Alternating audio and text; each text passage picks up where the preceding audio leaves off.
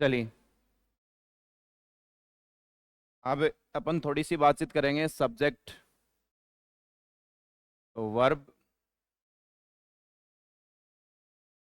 Agreement. Subject verb agreement के बारे में। आज ये मेरे को ही ऐसे नज़र आ रहा है कि सही नहीं आ रहा है। हम्म। मैं इस रूप में लाग रहे हो गया तो आज बोर्ड के साथ मैच नहीं हो रहा है कुछ तो। चलो, सब्जेक्ट वर्ब एग्रीमेंट सुनिएगा, समझिएगा ध्यान से। क्या है सब्जेक्ट वर्ब एग्रीमेंट का मतलब क्या होता है? सब्जेक्ट का वर्ब के साथ एग्रीमेंट होना चाहिए। सब्जेक्ट का किसके साथ होना चाहिए? वर्ब के साथ एग्रीमेंट। ठीक है ना? अगर सब्जेक्ट सिंगुलर है तो वर्ब भी क्या होनी चाहिए, और अगर प्लूरल है तो वर्ब भी क्या होनी चाहिए? प्लूरल। समझ गए मेरी बात को? इससे अपन क्या कहेंगे? Subject verb agreement. ठीक है ना? अब आपको पता है कि सब्जेक्ट जो होता है वो क्या बन सकता है? नाउन भी बन सकता है और प्रोनाउन भी बन सकता है। तो हमें नाउन और प्रोनाउन के बारे में, कौन सा सब्जेक्ट सिंगुलर होता है और कौन सा प्लूरल होता है, इस बात के बारे में पता होना जरूरी है ना। तो पहले अपन नाउन के बारे में देखें। तो नाउन में आपका कॉमन नाउन जो होता है उसका सिंगुलर भी पॉसिबल है और प्लूरल भी पॉसिबल है। ठीक है? आपका जो प्रॉपर नाउन होता है वो सिर्फ क्या रहता है? हमेशा सिंगुलर होता है। ठीक है? आपका जो अब्स्ट्रैक्ट नाउन होता है वो भी क्या रहता है? ऑलवेज सिंगुलर रहता है। आपका जो मटेरियल नाउन है वो भी क्या रहता है? सिंगुलर रहता है। समझ गए मेरी बात? चलिए, आपका जो कलेक्टिव नाउन है वो सिंगुलर भी हो सकता है और प्लूरल भी हो सकता है। ऐसी बातचीत हमने नाउन में पढ़ी है। चलो, प्रोनाउन की फॉर्म में अगर तुम देखोगे तो आई, आई जो है उसके भाई प्रोनाउन कौन कौन से होते हैं आपके? एक तो आई होता है। प्रेजेंट इंडेफिनिट टेंस में इसके साथ कौन आएगा? एम प्रेजेंट में। और वॉज आ जाएगा पास्ट में। ठीक है? और पजेसिव केस में आई के साथ कौन आता है? हैव आता है। समझ गए? यानी बी की फॉर्म प्रेजेंट में तो आई के साथ एम आएगी, बी की फॉर्म पास्ट में वो हो जाएगी, और हैज और हैव की फॉर्म आई के साथ हैव आएगी। ऐसे ही आपका वी है। ठीक है? वी कैसा सब्जेक्ट है? प्लूरल सब्जेक्ट है। तो इज एम आर में से तो आर आ जाएगा, वॉज वर में से वर आ जाएगा। ठीक है? और हैज हैव में से हैव आ जाएगा। प्लूरल वर्ब आती। समझ गए मेरी बात? चलो, ऐसे ही आपका यू होता है। यू के साथ इज एम आर में से आर आ जाएगा, वॉज वर में से वर आ जाएगा, और हैज हैव में से हैव आ जाएगा। ठीक है ना? चलिए, ऐसे ही आपका कौन सा बच गया? ही के साथ सिंगुलर वर्ब इज, इज के बाद में वॉज और हैज। ऐसे ही के साथ, ही के जैसा साथ ही का कौन होता है? सी होता है। ऐसे ही इट होता है। ठीक है? ये तीनों क्या है? Same process. ठीक है? दे के साथ क्या होता है? प्लूरल आता है। समझ गए मेरी बात को? इसका मतलब इसमें से अपन कुछ सब्जेक्ट्स मार्क कर लेते हैं जिनके साथ प्लूरल आता है। कौन कौन से हो सकते हैं? वी। ठीक है? वी के अलावा यू। ठीक है? और आपका दे। समझ गए मेरी बात को? इन सब के साथ क्या आएगा? प्लूरल। और नाउन में प्लूरल किसके साथ आएगा? कॉमन नाउन जब कैसे बिहेव करेगा? प्लूरल की तरह। और कलेक्टिव नाउन जब बिहेव करेगा प्लूरल की तरह, तब इनके साथ वर्ब कैसी आ जाएगी? प्लूरल वर्ब आ जाएगी। समझ गए मेरी बात को? लिख लो एक बार इतना शॉर्टली। वैसे तो लिख रखा है अपन ने नोट्स में।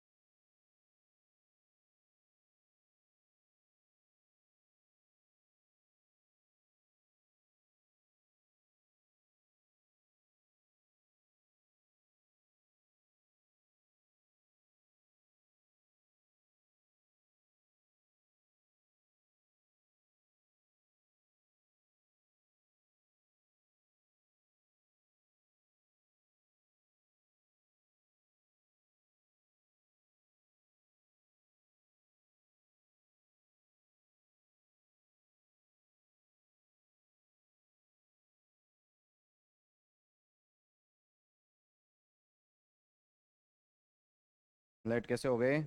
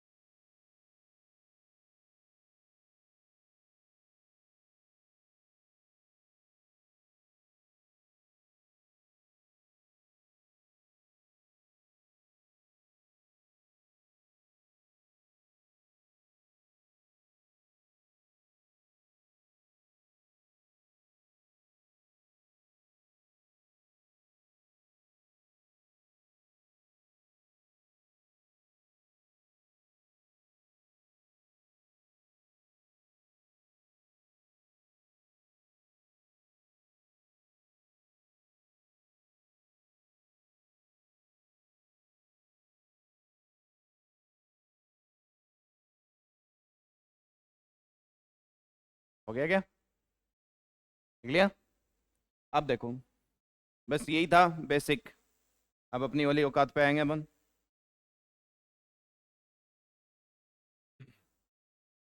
एक सेंटेंस में लिख रहा हूँ,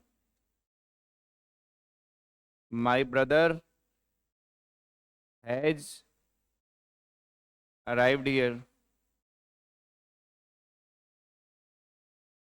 my brother and my father have arrived here. My brother has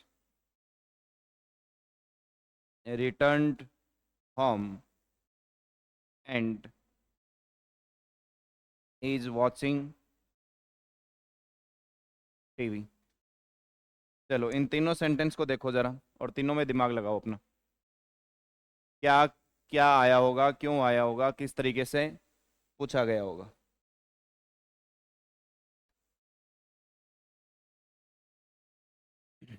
बताओ। बोले सर क्या ज़्यादा दिमाग लगाने की ज़रूरत क्या है, इसमें सब्जेक्ट कौन है? My brother. और ये इसका क्या है? प्रेडिकेट। ये सब्जेक्ट हो गया, इसका प्रेडिकेट हो गया। बोले सर माय ब्रदर सिंगुलर है, तो वर्ब क्या है यहाँ पे? और उसके साथ क्या दे रखा है? वर्ब की थर्ड फॉर्म। तो ये जो आपका सब्जेक्ट है, ये कैसा है? सिंपल सब्जेक्ट है। क्या नाम है इसका? सिंपल सब्जेक्ट है, यानी जब अकेला सब्जेक्ट होता है, अकेला। सिंपल सब्जेक्ट का मतलब एक ही तो है, माय ब्रदर। समझ गए ना? तो इसका नाम क्या हो गया? Simple subject. इसमें my brother and my father दो नाउन है। दो नाउन किससे जुड़े? एंड से जुड़े। तो ये कंपाउंड है। इसका नाम क्या हो गया? Compound subject. समझ गए मेरी बात? और ये इसका क्या हो गया? प्रेडिकेट। कंपाउंड सब्जेक्ट है, इसका मतलब यहाँ वर्ब क्या हो जाएगी? प्लूरल। कितने लोग हैं? दो नाउन मिल करके क्या बना रहे हैं? सब्जेक्ट बना रहे हैं। तो दोनों नाउन क्या हो गए? एक और एक मिलके दो। चलो, my brother has return home and is watching TV. ये माई ब्रदर कौन है? सब्जेक्ट है। ये हैज रिटर्न होम क्या है? प्रेडिकेट। ये भी कौन है? प्रेडिकेट। इसमें एक वर्ब, ये वर्ब, ये पूरा का पूरा क्या बन गया? एक कंपाउंड बन गया। ये क्या बन गया? कंपाउंड। किसका? वर्ब का कंपाउंड। समझ गए मेरी बात को? तो ये इसका क्या है? इन दोनों का ही सब्जेक्ट है। हैज रिटर्न का भी कौन है? My brother. और my brother is watching TV, दोनों को किससे जोड़ दिया? एंड से जोड़ दिया। लिखो।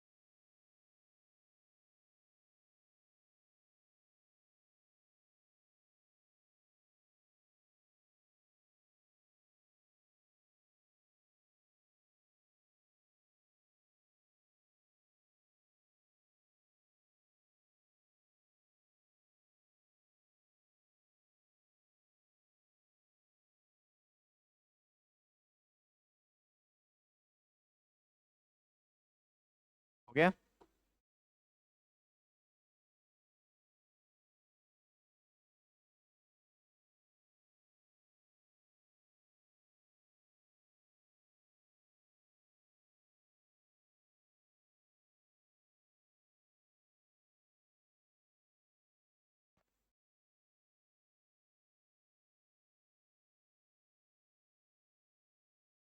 वो गुजारिश मूवी का एक डायलॉग मुझे याद आता है। उसमें वो कहता है कि जिंदगी बहुत छोटी है दोस्तों, तो go on, break the rules, forgive quickly, love truly. जिंदगी बहुत छोटी है, अपन उसको जी लें, जितनी जी लें उतनी कम है ना? एक दिन आएगी, खत्म हो जाएगी, है ना? और फिर क्या रह जाता है? रिग्रेट। जी लेना चाहिए। सुबह सुबह उठोगे तो जिंदगी लंबी हो जाती है। क्या हो जाती है? लंबी हो जाती है। मतलब एक आदमी तो 10 बजे उठे, एक तो क्या कितने बजे उठेगा? 10 बजे उठेगा। और एक आदमी 5 बजे उठेगा। दिन में ज्यादा कौन जिएगा? 5 बजे वाला ना। 4 बजे वाला और भी ज्यादा जिएगा। और कोई सोए ना तो वो साला जिएगा ही नहीं, वो खत्म हो जाएगा थोड़े दिनों में। चलो, सुनिएगा।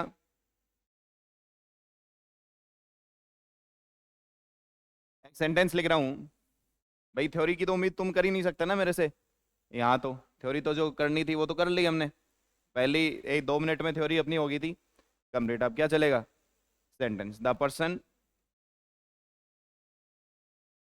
The person whom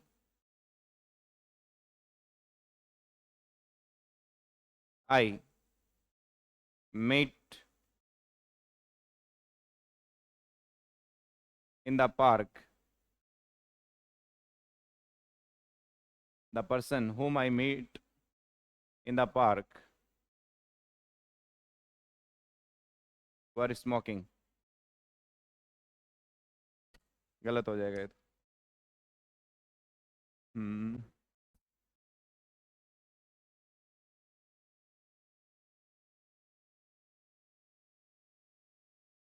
I met in the park was या were going there.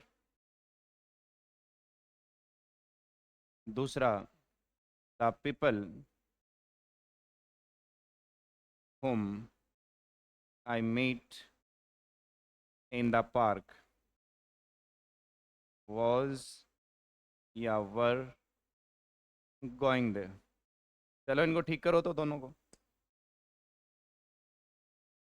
इन दोनों सेंटेंसेस को ठीक करिए बेटा जी।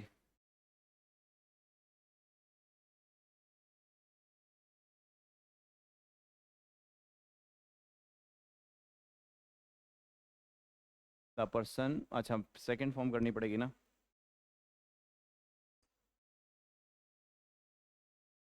बताओ, तुम बताओ।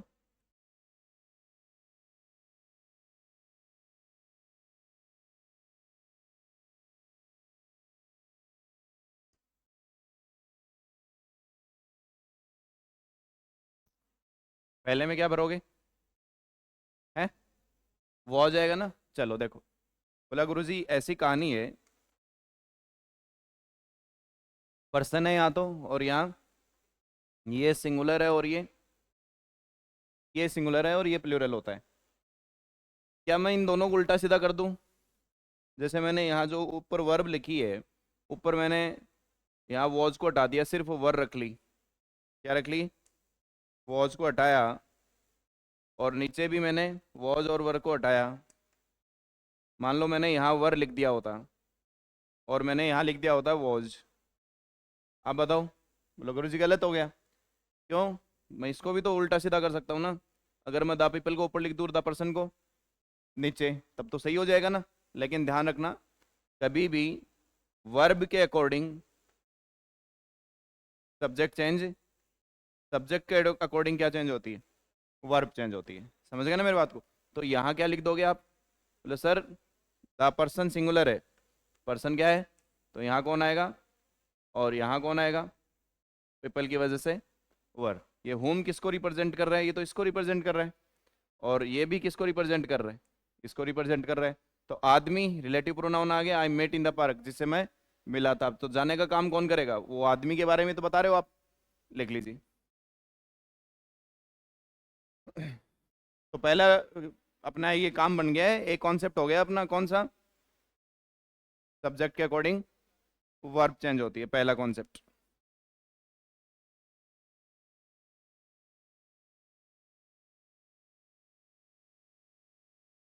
हाँ,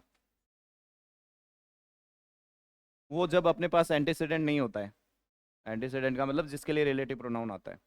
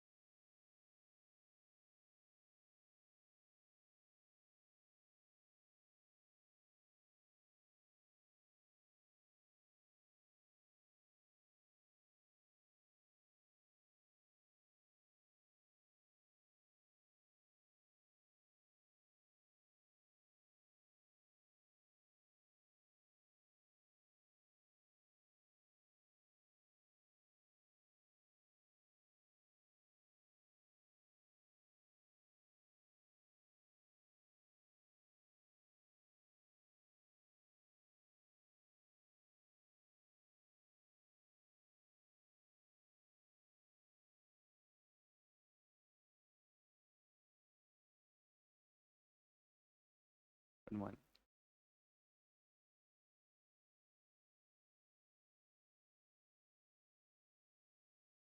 हो गया क्या? चलो अब सेकंड पॉइंट पे बढ़ते हैं आगे। सेकंड पॉइंट क्या होगा? आपको लॉजिक सीखना है। क्या सीखना है? रोल्स शुड नॉट बी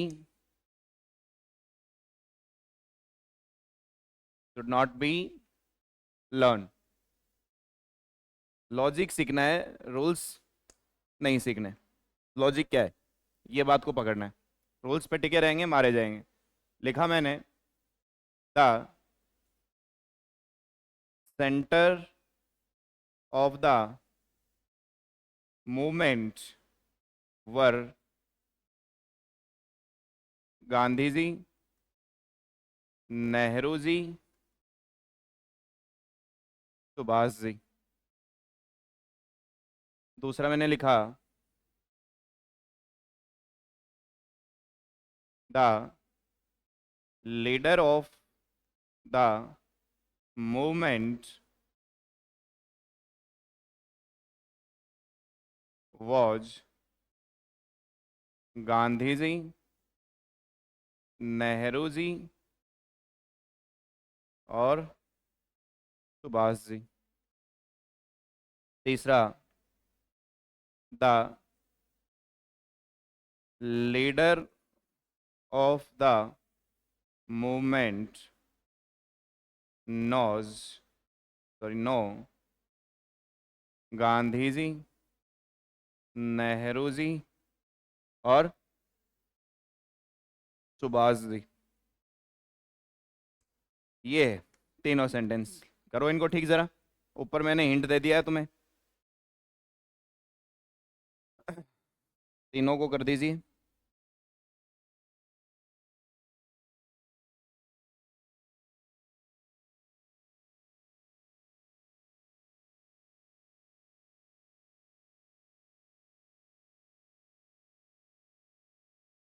करिए।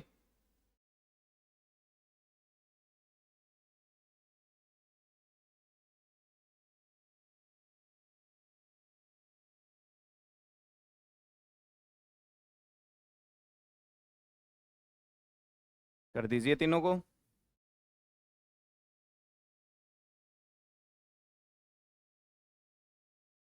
कुछ समझ आ रहा है क्या? नहीं आ रहा? देखो, the centre of the movement किसके बातचीत चल रही है? The centre of the movement. भाई प्रधानमंत्री जी आएंगे रैली में तो सेंटर ऑफ मूवमेंट कौन होगा? भाई मूवमेंट का मतलब तो यह आंदोलन है। आंदोलन का केंद्र बिंदु कौन था? ये तीनों नेता।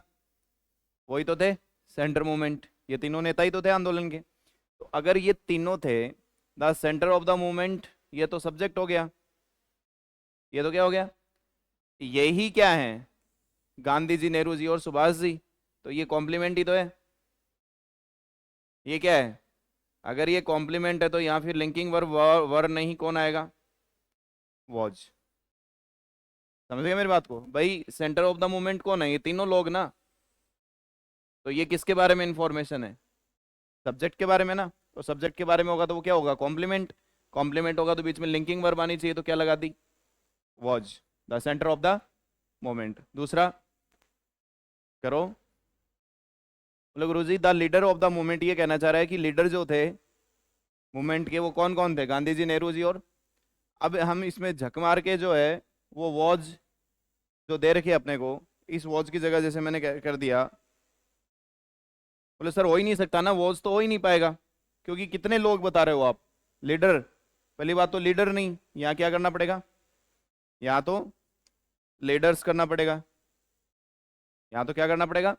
Leaders of the movement. क्यों? क्योंकि कितने लीडर थे उस मूवमेंट के? तीन। और फिर वॉज नहीं, यहाँ कौन आएगा? समझ गए मेरी बात?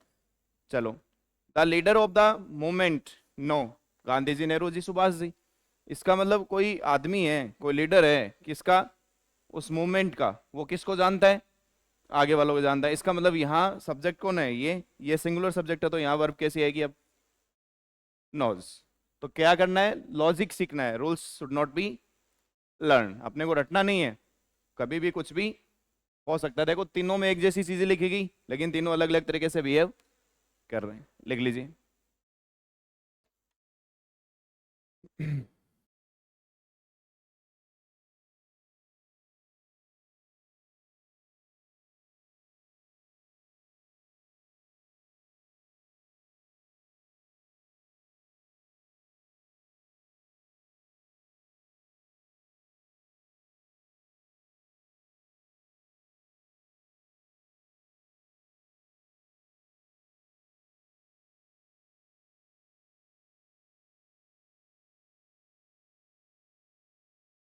कल इस पे बहुत सारे सवाल अपन करेंगे, ढेर सारे, मतलब अलग अलग कॉन्सेप्ट्स की वजह से सब्जेक्ट वर्ब एग्रीमेंट पूरा टॉपिक अपन क्लियर करेंगे, एक एक टॉपिक को उठाएंगे अब।